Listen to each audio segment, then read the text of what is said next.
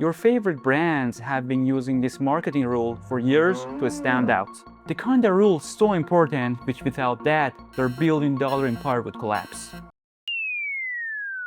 But the good news is that everybody can use this rule to stand out in what they are doing. So, what is this rule and how can you use it to make other people notice you? If we go a little bit back in time, when you had a product or a brand, marketing was easy. There were fewer brands like yours, just a couple of media outlets, and each media had a mass audience. The whole marketing process was like this.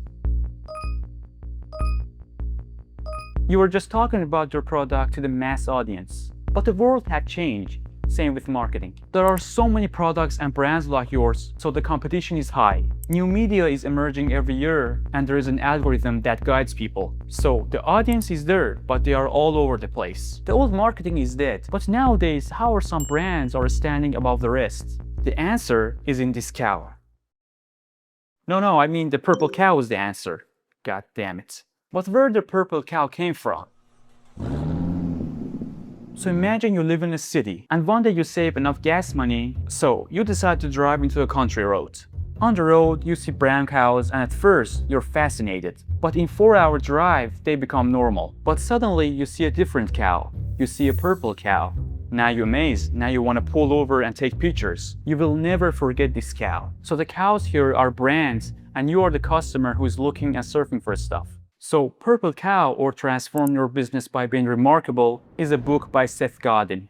He's the guy behind the whole concept. But how to become remarkable? How to become Purple Cow? He introduces us to this curve. These are the groups of people who would be interested in your products or your brand. Innovators and early adopters. They actively looking for new things. They want to be the first to discover a cool new brand, a revolutionary app, or an underground YouTube channel. For example, for the first iPhone, core Apple fans and tech enthusiasts were this group of people. Majorities. They do not want a purple cow. They want a safe, normal brown cow, like everybody else. They buy an iPhone when everybody else is buying it. And there are laggards.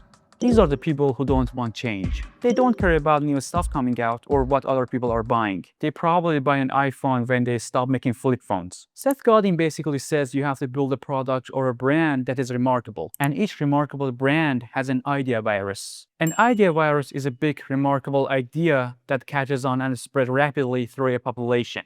Much like a biological virus. For the first iPhone, the idea virus was a design and a touch screen. Or for Liquid Death, the idea virus is water in a can. The job of old marketing was to spread the virus to everybody, or majorities, which doesn't work nowadays. But instead, he says make a remarkable product for innovators and early adopters. And these people would spread the virus to other groups of people.